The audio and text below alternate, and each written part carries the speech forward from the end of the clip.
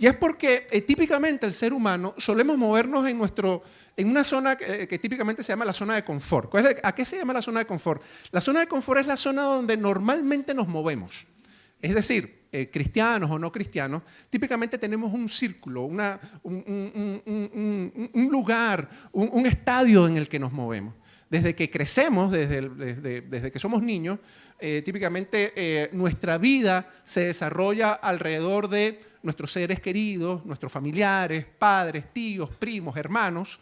En la medida que vamos creciendo, el círculo va creciendo un poco, no mucho.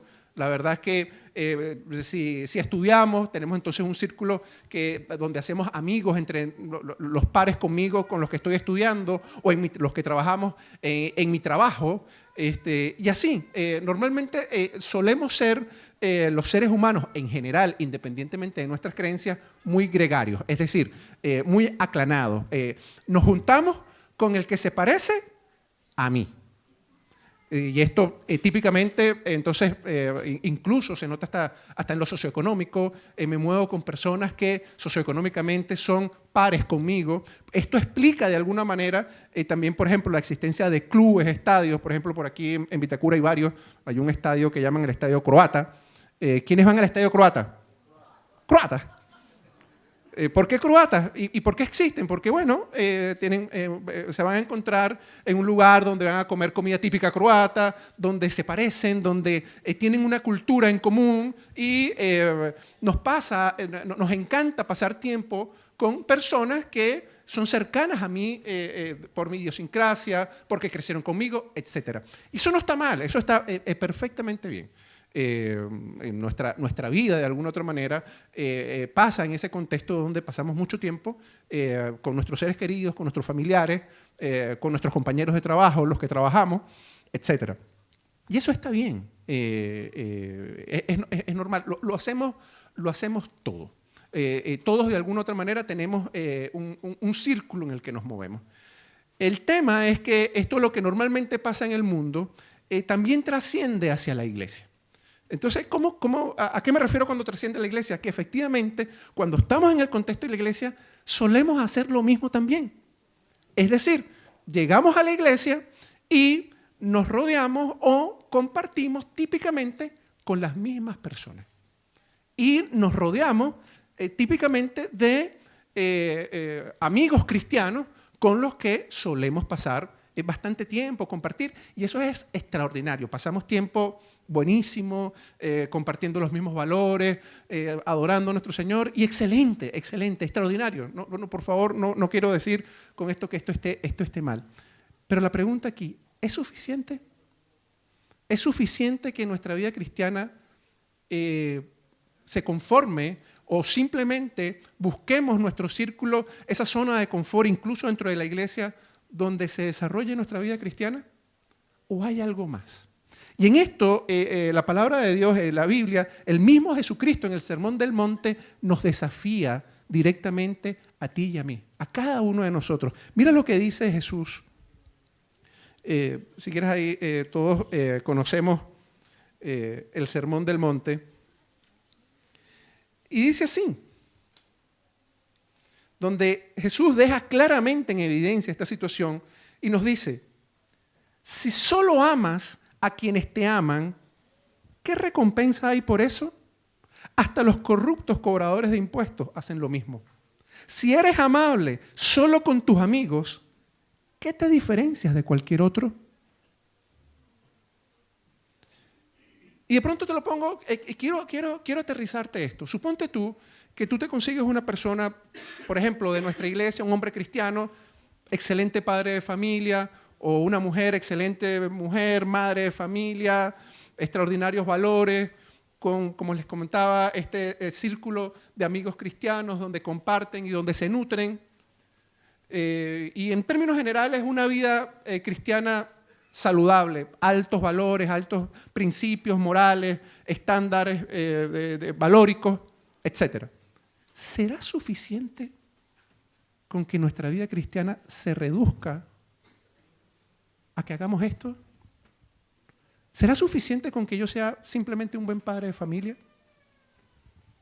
Y se los digo por lo siguiente, es que Tú te puedes conseguir un buen padre de familia y no es cristiano. Entonces, ¿qué me diferencia de ese buen padre de familia? Tú te puedes conseguir con una persona que tiene un círculo de amigos donde se llevan súper bien, se nutren súper bien y son súper solidarios, pero no conocen a Dios. Entonces, ¿en qué se está diferenciando mi vida de esa persona que hace lo mismo que yo? Es lo que está diciendo Jesús. Eso lo hace el mundo. Yo como cristiano, ¿en qué estoy marcando la diferencia realmente? Si amo a los que me aman, si amo a mis hijos, que a su vez yo recibo la tremenda recompensa de que también recibo de parte de mis hijos, ¿qué demás estoy haciendo? Las madres, los padres instintivamente protegemos a nuestros hijos. ¿Qué demás estoy haciendo si soy cristiano? Y les quería contar un pequeño testimonio. Cuando conocí a Macarena, estábamos comenzando el pololeo más caro que te puedas imaginar.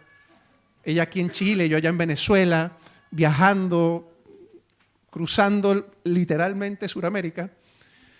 Y al principio, típicamente, comienza esa parte del pololeo donde comenzamos a conocer nuestro entorno. Es decir, ella comenzaba a conocer mis amigos, las personas con las que yo me relacionaba, y a su vez yo comenzaba a conocer también a las personas que estaban alrededor de la vida de Macarena.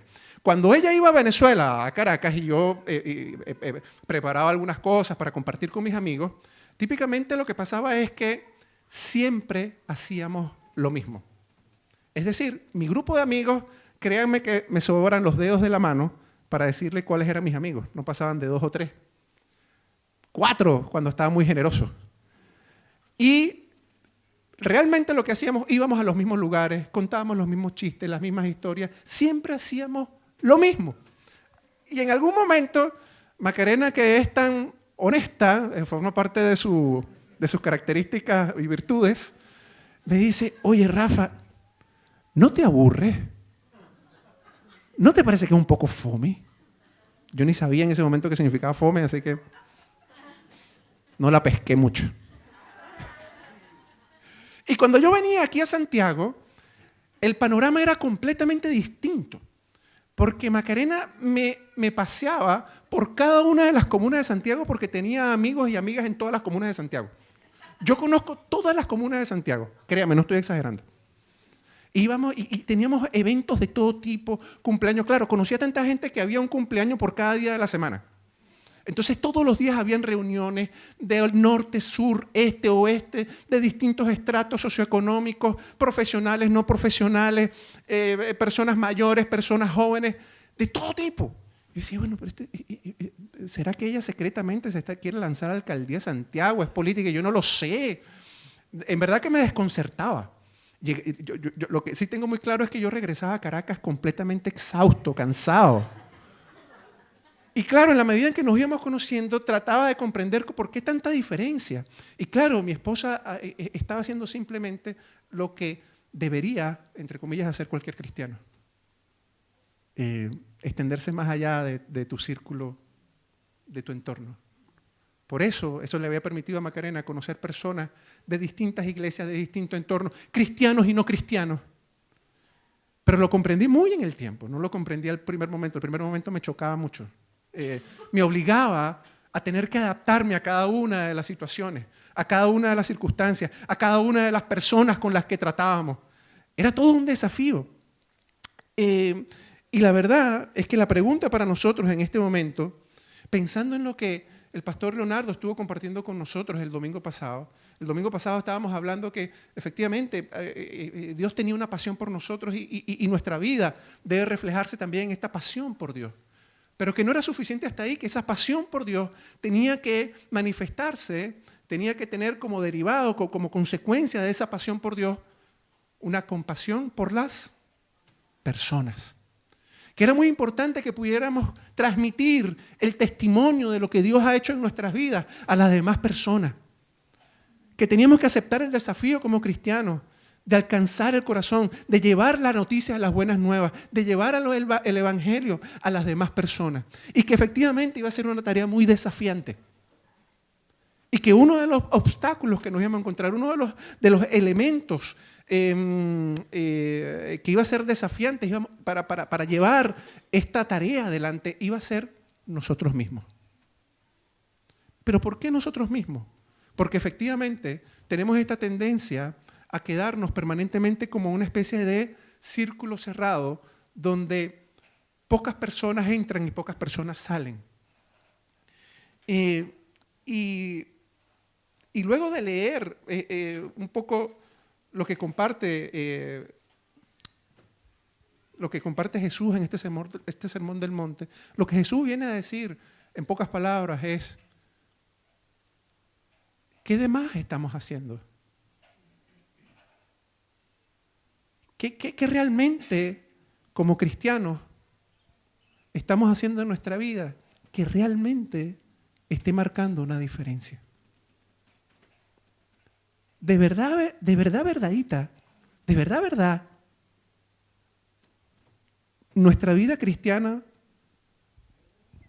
es distinta a la de cualquier persona del mundo que a lo mejor tiene unos altos principios morales y unos buenos valores. No te estoy hablando de la persona del mundo que está perdido en el alcohol. No. Te puedes conseguir personas en el mundo, ateos. Yo conozco ateos que tienen familias hermosas, que son súper solidarios, hospitalarios, con mucho del fruto del Espíritu, si te lo puedo explicar de alguna manera, pero son ateos. Y el desafío para nosotros, para mí, es: ¿en qué se diferencia mi vida de la de él? ¿En qué se me diferencia mi vida de la de ella? Y esto era un tema que en el contexto social en el que Jesús estuvo compartiendo con nosotros era trascendente, relevante. Jesús vino a marcar una diferencia notable. ¿Por qué? Porque lo que había en el momento en que Jesús irrumpe con su presencia en medio de nosotros es que los grandes líderes religiosos, los fariseos, los escribas, los maestros de la ley, los expertos de la ley, todos ellos tenían muy claro que había algo que no hacían, que es que no se mezclaban con todo el mundo. Ellos permanentemente vivían su vida entre ellos mismos. Ellos tenían estrictamente prohibido mezclarse con otras personas. ¿Y Jesús qué hizo? Quiero recordarte que cuando Jesús estuvo con nosotros, Jesús era un reconocido maestro, era rabí, le decían rabí. Y Jesús hacía exactamente todo lo contrario. Se mezclaba con aquellos en los que ninguno de los de su estirpe, los demás rabí, los demás maestros no hacían. ¿Con quién se la pasaba Jesús? Recaudadores de impuestos, pecadores, prostitutas. Lo peor en ese momento de la sociedad, donde los fariseos, maestros, expertos de la ley, ni pensaban ni por un segundo pasar tiempo con ellos. Esto es lo que hacía Jesús todos los días. Personas que no podían entrar al templo porque se consideraban inmundas, no podían entrar al templo, Jesús iba a ellos. Jesús se acercaba a ellos. Esto es lo que permanentemente estaba haciendo en su vida Jesús. Y ¿sabe una cosa? Esta diatriba, esta pelea que había entre los fariseos que se sentían confrontados por lo que estaba haciendo Jesús, los llevó en algún momento a tener conversaciones con Jesús donde querían dejarlo en evidencia, donde querían permanentemente los fariseos, los expertos de la ley, querían acercarse a Jesús para dejarlo en evidencia, para dejarlo en mala, para ridiculizarlo, para hacer ver que él no tenía la verdad en las cosas que estaba diciendo. Y en ese contexto, un experto de la ley, y está el conocido pasaje en Lucas capítulo 10, versículos 25 al 37 del buen samaritano. Muchos de nosotros los conocen, pero yo quiero que refresquemos esto. Y que mientras lo leamos, cada uno de nosotros vaya pensando, ¿cómo esto tiene una aplicación a día de hoy? Esto, luego de más de 2000 años, ¿cómo lo aplicamos al día de hoy? Y quiero que puedas leer allí, capítulo 10, versículo 25, y dice así: efectivamente, cierto día, un experto en la ley religiosa se levantó para probar, es decir, para ponerle una trampa, para ponerle un palo a la carreta a Jesús. Para probar a Jesús con la siguiente pregunta: Maestro, ¿qué debo hacer para heredar la vida eterna? Y Jesús contestó: ¿qué dice la ley de Moisés? Jesús sabiamente le responde con lo mismo que este experto en la ley conoce: la ley de Moisés. ¿Qué dice la ley de Moisés? ¿Cómo la interpretas? El hombre contestó: ama al Señor tu Dios con todo tu corazón, con toda tu alma, y con toda tu fuerza, y con toda tu mente. Y, subráyalo aquí, por favor, ama a tu prójimo como a ti mismo. Correcto, le dijo Jesús. Haz eso y vivirás. Y la conversación ha podido quedar hasta aquí. Pero la verdad es que este experto de la ley se sintió confrontado por lo que él mismo estaba declarando por su boca, porque Jesús hasta ese momento lo que hizo: sí, correcto, lo que tú dices, eso es. Ama a Dios con todo tu corazón, con toda tu mente, con todas tus fuerzas, y ama a tu prójimo como a ti mismo. A esto se reduce toda la ley. Perfecto, haz eso y vivirás. Pero este experto de la ley, este fariseo, no tiene el corazón bien. Sabe que Jesús lo estaba desnudando. Y tratando de justificarse, miren lo que viene a continuación. El hombre quería justificar sus acciones. Entonces le preguntó a Jesús: ¿y quién es mi prójimo? Y te pregunto hoy a ti, si yo te pregunto a ti, ¿quién es tu prójimo? ¿Qué responderías? ¿Quién es tu prójimo? Esa respuesta es desafiante. Todos. Esa respuesta es... Veamos cómo responde Jesús. Jesús responde con una historia. Me encanta que Jesús que utiliza todas las fórmulas para poder llevar su mensaje. Y dice así la historia. Un hombre judío bajaba de Jerusalén a Jericó y fue atacado por ladrones. Le quitaron la ropa, le pegaron y lo dejaron medio muerto al costado del camino. Un sacerdote, pongamos aquí versión de esta época, un pastor, pasó por allí de casualidad, pero cuando vio al hombre en el suelo, cruzó al otro lado del camino y siguió de largo. Un ayudante del templo, un pastor asociado, pasó y lo vio por allí tirado, pero también siguió de largo por el otro lado. Entonces pasó un samaritano despreciado.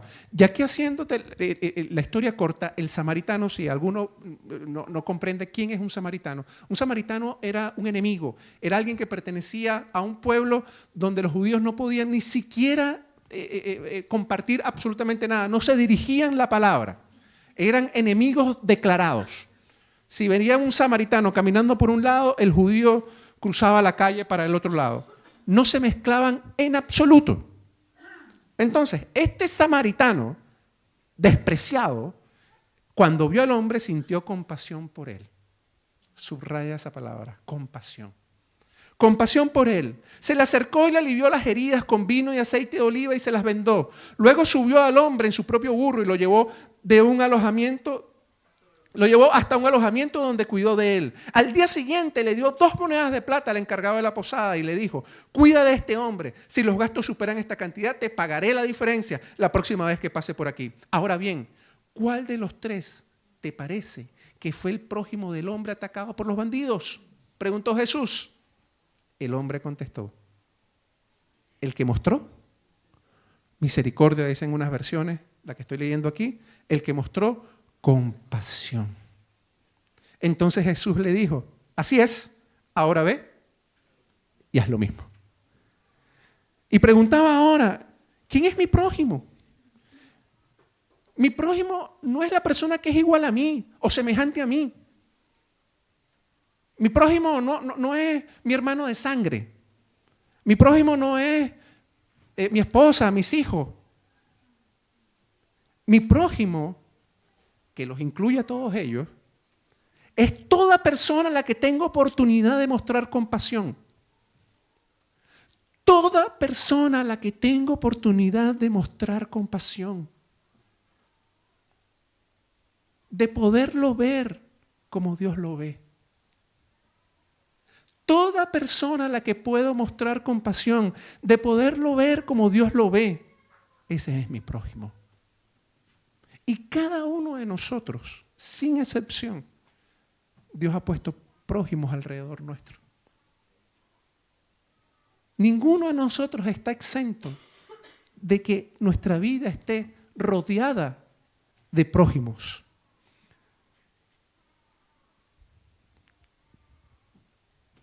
Y muchas veces, cuando pensamos en este prójimo, efectivamente nuestro corazón se duele, efectivamente en nuestro corazón hay un deseo de llevar las nuevas a estas personas. Pero muchas veces nos acercamos a estas personas con una intención de querer convertirlos, ¿vale? De querer que conozcan a Dios, y está bien, es lindo, hermoso. Hay una buena intención de nuestra parte de que una persona se convierta. Pero el problema es que cuando ponemos el enfoque de que la razón por la cual yo me estoy acercando a mi prójimo para convertirlo, normalmente estamos poniendo nuestros ojos en el resultado.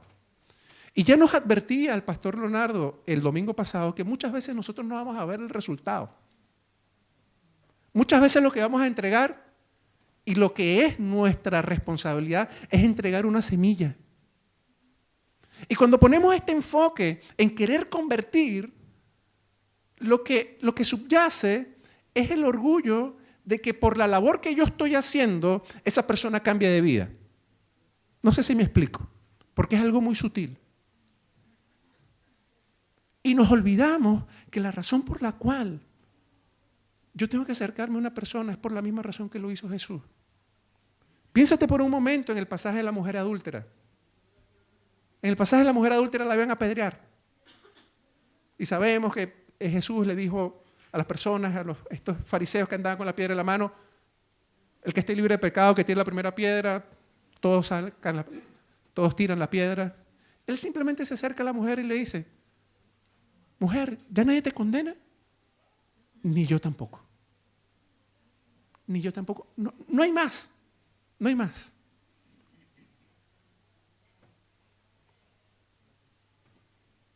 Y lo que Jesús nos muestra con este pasaje del samaritano es que Dios ha puesto en cada uno de nosotros, en nuestras manos, un amor que es irresistible, un amor que es inesperado, un amor que es incondicional, que Él mismo nos los entregó.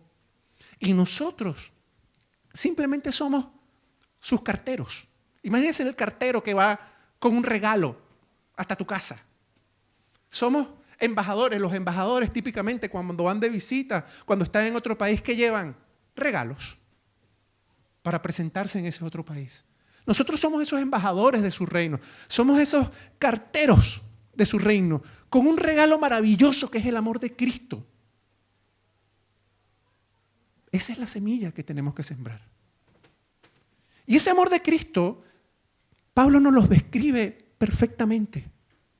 Dice así, y que típicamente lo decimos, lo compartimos cuando nos casamos. Es un versículo típicamente usado en los matrimonios. 1 Corintios 13, de 4 al 7. El amor es paciente, es bondadoso. El amor no es envidioso, ni jactancioso, ni orgulloso. No se comporta con rudeza, no es egoísta, no se enoja fácilmente, no guarda rencor. El amor no se deleita en la maldad, sino que se regocija con la verdad. Todo lo disculpa, todo lo cree, todo lo espera, todo lo soporta. ¿Cuántas veces crees que una persona en el mundo recibe este tipo de amor? ¿Cuántas veces crees que una persona en el mundo se encuentra con este tipo de amor? Nunca. Nunca. Porque el amor que se recibe en el mundo es un amor interesado, es un amor que permanentemente está esperando ser correspondido. El amor que tú encuentras en el mundo es un amor que permanentemente está esperando un resultado. Este amor no. Este es un amor que simplemente se derrama, entrega. ¿Quién puede resistir este tipo de amor? ¿Quién puede resistir por mucha maldad que haya en su corazón este tipo de amor? Antes bien, ¿vence toda maldad con él? Bien. ¿Quién puede resistir si efectivamente somos portadores de este amor? Si somos los embajadores de este amor, si somos los carteros que llevan este regalo en las manos, ¿cómo van a poder resistirnos? ¿Cómo van a poder ganarnos? Y eso es lo que nos toca entregar. Y pareciera que he dicho aquí, predicando y hablando este domingo, pareciera muy sencillo. No quiero quitarle lo desafiante que es esto. Porque es desafiante. ¿Cómo amar a una persona que ni siquiera lo está esperando? Que ni siquiera nos conoce, probablemente. Un vecino, compartía Leonardo el domingo pasado, del desafío que supone personalmente para él y para cualquiera de nosotros debería ser el desafío de ir a tocar la puerta de tu vecino. El que vivimos en un contexto donde lo normal, antes lo normal era que tú conocieras a tu vecino y compartieras con tu vecino. Ahora lo normal es que ni siquiera sabes cómo se llama. Y cada uno, el desafío de Leonardo es el desafío de cada uno de nosotros, irle a tocar a la puerta del vecino. ¿Cómo abordo al vecino? ¿Cómo le muestro este amor? ¿Cómo me presento como ese embajador, como ese cartero del reino de los cielos para mi vecino? ¿Cómo? Ni siquiera me conoce ni lo conozco. ¿Cómo me presento ante él? ¿Cómo lo abordo? ¿Cómo toco su corazón? Y creo que lo primero que tenemos el primer obstáculo a vencer, es algo que lamentablemente se ha ido colando en las iglesias, gracias a Dios en la nuestra no. Pero en otras iglesias sí pasa esto, lamentablemente vivimos en una sociedad donde hay un tremendo individualismo, lo sabemos. Donde cada quien vela por lo suyo, donde hay un egoísmo imperante, donde cada persona, cada hombre, cada mujer está buscando simplemente su propio beneficio, su propio bienestar, el salir adelante él o ella, y busca las mil y una alternativas para que a él o a ella le vaya mejor. Y el centro del mundo, el centro del universo, es el hombre o la mujer. Y esto, muy sutilmente, también se mezcla en la iglesia y es lo que yo denomino el individualismo cristiano, que yo creo que es un obstáculo tremendo a vencer. ¿Por qué? ¿A qué me refiero con el individualismo cristiano? Es pensar que si yo tengo una relación power con el Señor, si yo estoy ayunando, orando, derramado delante de Dios día tras día, ya, estoy bien. Suficiente. 7 puntos en mi vida cristiana. Y te digo algo, qué bueno que tu vida esté así. Qué bueno que tengas una comunión con el Señor día tras día, que el Espíritu Santo te esté ministrando día tras día. Pero si esa comunión con el Señor, si esa administración del Señor, de su Espíritu en tu vida, si esa irrupción del reino en tu vida, no te está llevando a relacionarte con otras personas, no te está llevando a que levantes tus ojos hacia tu prójimo, estás solo. ¿Y sabes por qué te digo que estás solo? No porque a mí se me ocurrió decírtelo. Lo dice la palabra. Lo dice Génesis. Cuando lees Génesis y te detienes en Génesis, en toda la creación del Señor, en sus primeros capítulos. Maravilloso la creación de Dios. Maravillosa la creación de Dios. Crea a Adán. Y había una relación extraordinaria entre Adán y el Señor. Se comunicaban permanentemente el Señor y Adán. ¿Hasta qué? Comenzó a crecer la familia. ¿Y sabes qué? En ese momento, Dios dice algo tremendo. En ese contexto donde ya fue creado Adán, donde había esa comunión entre Adán y Dios, Dios dice, no es bueno que el hombre esté solo. ¿Cómo solo si estaba con Dios allí? Y Dios dice, no es bueno que el hombre esté solo. Siempre, desde la creación del mundo, la intención de Dios ha sido tener una gran familia. No basta en este individualismo cristiano con que yo simplemente busque mi beneficio de mi relación personal con Dios y que ese beneficio de mi relación personal con Dios no se manifieste hacia los otros. Bien decía en el domingo pasado nuestro pastor que nuestra pasión por Dios tiene que manifestarse en compasión por las personas. Necesariamente. Si no le está faltando una pata a la mesa. Y si a la mesa le falta una pata, ¿qué le pasa a esa mesa? No sirve para la que está creada. No puedes poner nada encima de la mesa porque se cae. Este individualismo cristiano nos lleva a ser permanentemente consumidores de productos cristianos. ¿A qué me refiero con esto? Cuando pasa esto de que nos metemos en el individualismo cristiano, venimos a la iglesia con la actitud de ¿qué me va a dar la iglesia hoy? ¿Qué ministración me va a dar? ¿Qué unción voy a recibir de parte de la iglesia? ¿Qué palabra profética me van a dar? Es decir, vengo como consumidor a la iglesia. Y normalmente veo a la iglesia en tercera persona, es decir, la iglesia de, no digo mi iglesia o nuestra iglesia. Digo, la iglesia de Leonardo, la iglesia del pastor fulano. Y no se entiende cuando estamos en este individualismo cristiano que cuando vengo a la iglesia vengo a formar cuerpo. Vengo a formar parte de una familia. Vengo a formar parte del cuerpo de Cristo por el cual se manifiesta su reino. Decíamos también en estos domingos, es el domicilio, la iglesia es el domicilio conocido de nuestro Señor. Cuando estamos en este individualismo cristiano, simplemente estoy pensando en mi propio beneficio sin levantar la mirada ni poder ver el propósito de Dios que me lleva a que pueda visualizar dónde está mi prójimo. Superada esa trampa del individualismo, la gran pregunta entonces, como decía un poco antes, es ¿dónde entonces está mi prójimo? ¿Dónde está? Señor, muéstrame. Realmente si quiero hacer esto, realmente si quiero extender mis estacas, si quiero extender mi vida cristiana, ¿cuál es el prójimo que estás poniendo a mi alrededor? ¿Dónde quieres que muestre esta compasión? Y por eso hicimos este pequeño ejercicio al principio, donde nos tomamos unos minutos.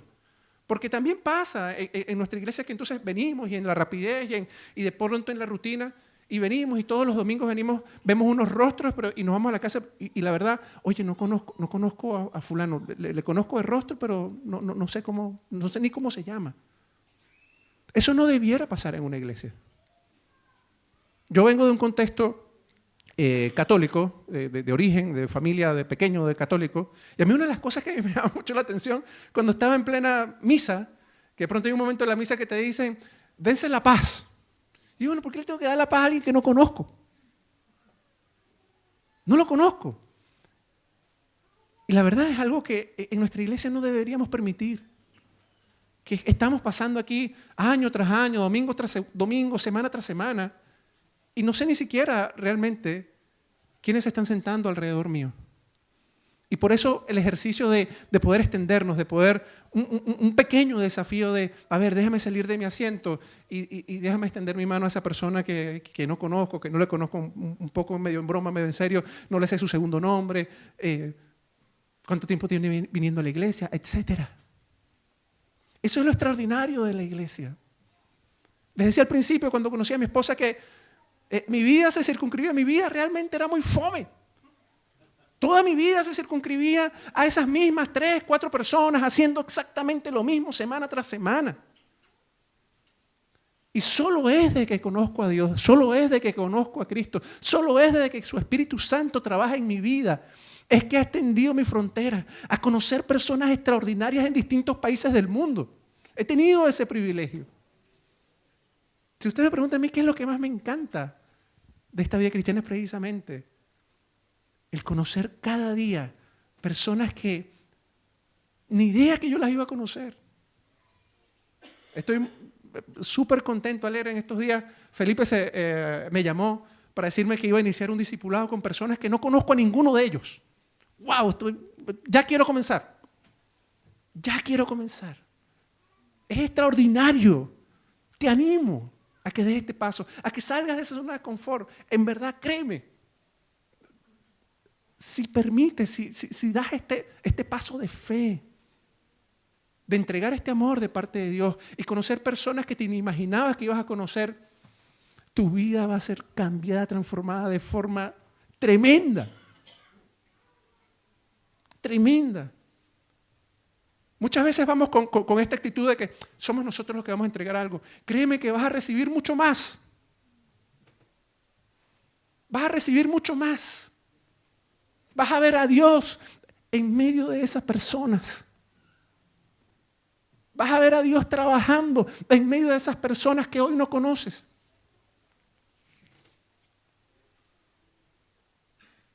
Te animo a que le pongas sal a tu vida.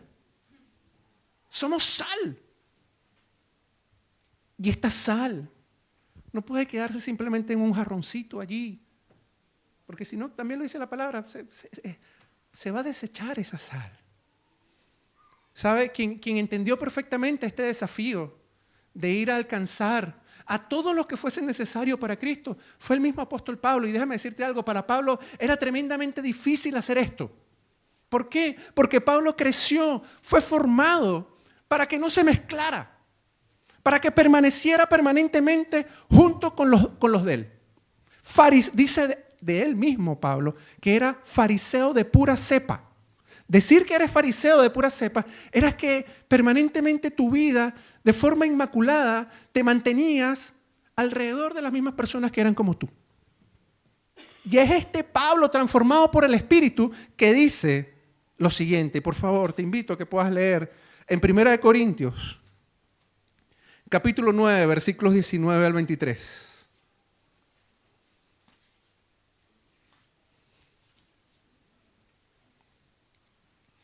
Y leo: a pesar de que soy un hombre libre y sin amo, me he hecho esclavo de todos para llevar a muchos a Cristo. Cuando estaba con los judíos, vivía como un judío para llevar a los judíos a Cristo. Cuando estaba con los que siguen la ley judía, yo también vivía bajo esa ley.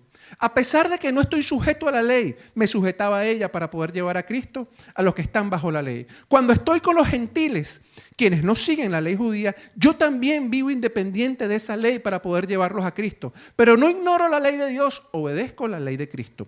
Cuando estoy con los que son débiles, me hago débil con ellos, porque deseo llevar a los débiles a Cristo. Sí, con todos trato de encontrar algo que tengamos en común y hago todo lo posible para salvar a algunos.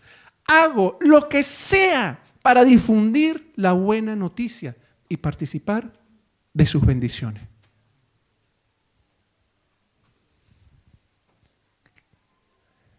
Es claro el desafío que nos está haciendo el apóstol Pablo. Hago lo que sea. Me pongo en el zapato de. A día de hoy, en Chile, estamos viviendo un tiempo desafiante, extraordinario, te diría yo. Ese tiempo ha hecho que en muy poco tiempo, en muy pocos años, la diversidad de naciones que hay hoy aquí en Chile sea tremenda. Y tú lo sabes, basta que camines un rato por Providencia, por el centro, por cualquier centro comercial, y te vas a encontrar muchos parecidos a mí, que hablan con mi tono, que tienen mi color. Y así, venezolanos, haitianos, bolivianos, peruanos. Pero yo he visto más allá. He visto gente extranjera, americanos, italianos, alemanes. Hay de todos los países. Y eso supone un desafío para nosotros como iglesia. Por ponerte en términos actuales lo que está diciendo Pablo. Pablo lo que está diciendo es, abraza la arepa. ¿Me estás entendiendo cuando te digo eso? Haz lo necesario para que puedas empatizar, para que puedas ponerte en el zapato de. Ese es el desafío de la iglesia, no del gobierno de turno, es de nosotros. Yo que era comedor de arepa, ahora soy comedor de marraqueta. Todo lo necesario para alcanzar a los chilenos. ¡Amén! Es lo que nos está diciendo Pablo. Pero eso supone entender, comprender que su Espíritu Santo quiere mostrarnos qué prójimos tenemos a nuestro alrededor.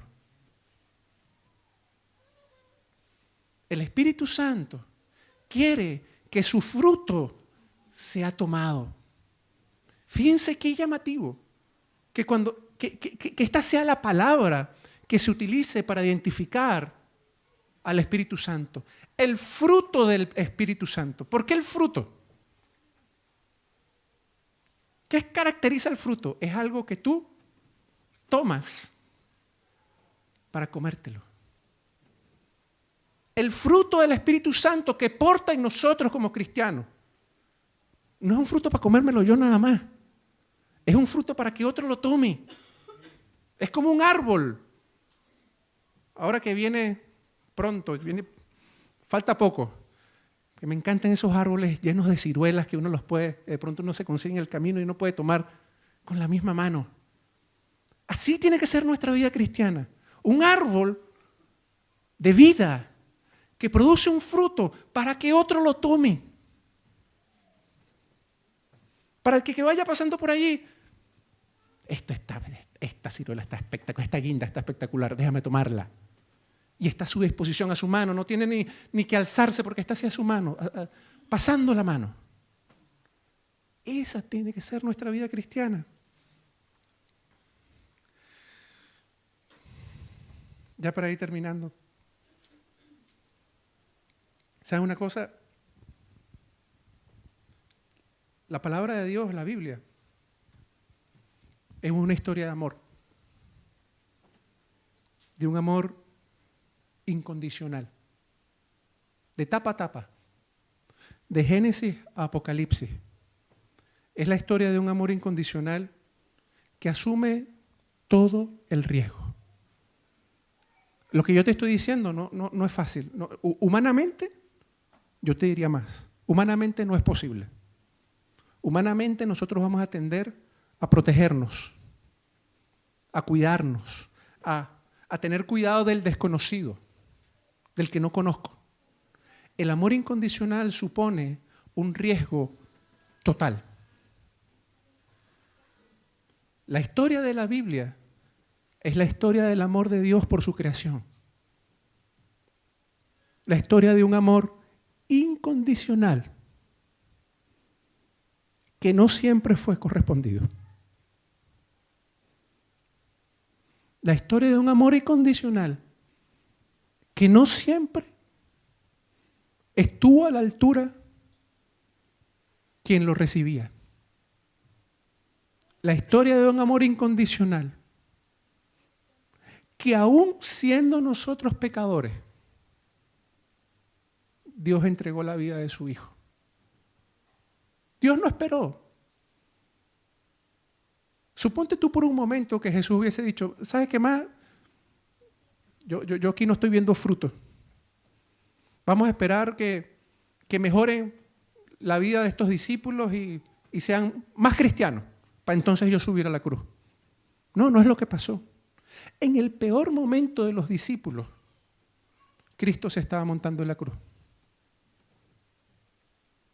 Cuando abandonaron a Jesús, Jesús estaba dando el paso de fe a la cruz. Porque aún cuando éramos pecadores, Cristo entregó su vida por nosotros. No ya convertidos, no ya bautizados, no ya listos. Ahora sí voy a la cruz. No. Aún en nuestra peor condición, habiendo traicionado, habiendo abandonado a Jesús, Jesús firme. Aquí voy. A esto vine. Este es mi amor incondicional.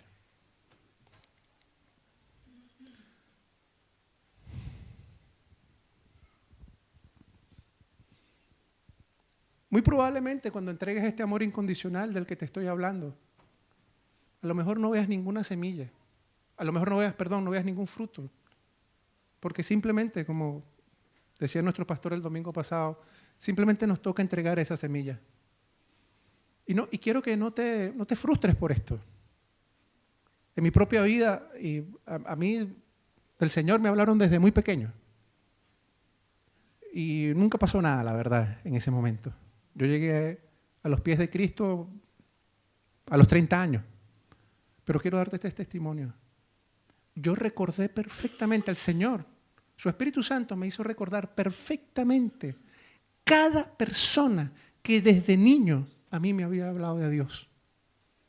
Con nombre y apellido, muchos de ellos no los he vuelto a ver nunca más. No sé si están vivos, muertos, dónde estén. El Señor me hizo orar por ellos, bendecirlos desde una oración, pero los recordé, cada uno de ellos, las circunstancias, la situación, en qué momento me hablaron, de qué forma yo respondí, que las cosas que me costó más perdonarme, porque muchas veces respondí de forma feroz, burlándome a personas que simplemente me estaban mostrando el Evangelio, que simplemente me estaban mostrando el amor de Dios. Yo muchas veces respondí, créanme que de formas que hoy me dan extremada vergüenza repetir. Pero hoy quiero contarte que 30 años después, yo recordé a cada uno de ellos. Cada hombre, cada mujer, que se tomó aunque sea 5 minutos para hablarme de Dios. Y por eso quiero animarte a que no tires en menos, a que no pienses nunca que no, aquí no estoy marcando ninguna diferencia. No, mira, esa está siguiendo su vida igual. Aunque sea en el lecho de muerte de esa persona, él se va a recordar que una vez tú le hablaste, que una vez tú mostraste algo del amor de Cristo Jesús. Siente por esa persona, padece por esa persona.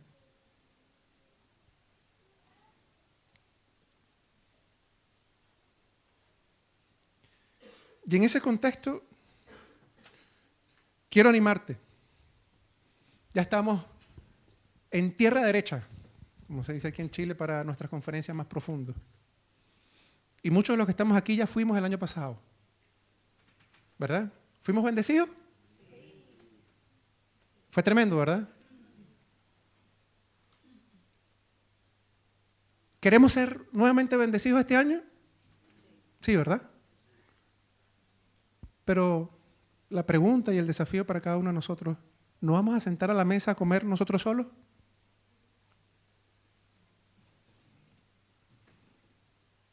¿Vamos a permanecer simplemente queriendo recibir de parte de Dios de lo que va a pasar en estas conferencias? Y no me voy a detener ni siquiera a pensar, ¿cómo puedo bendecir a otra persona para que vaya a estas conferencias? Mira, no me voy a, no vaya a mal pensar, simplemente quiero mostrarle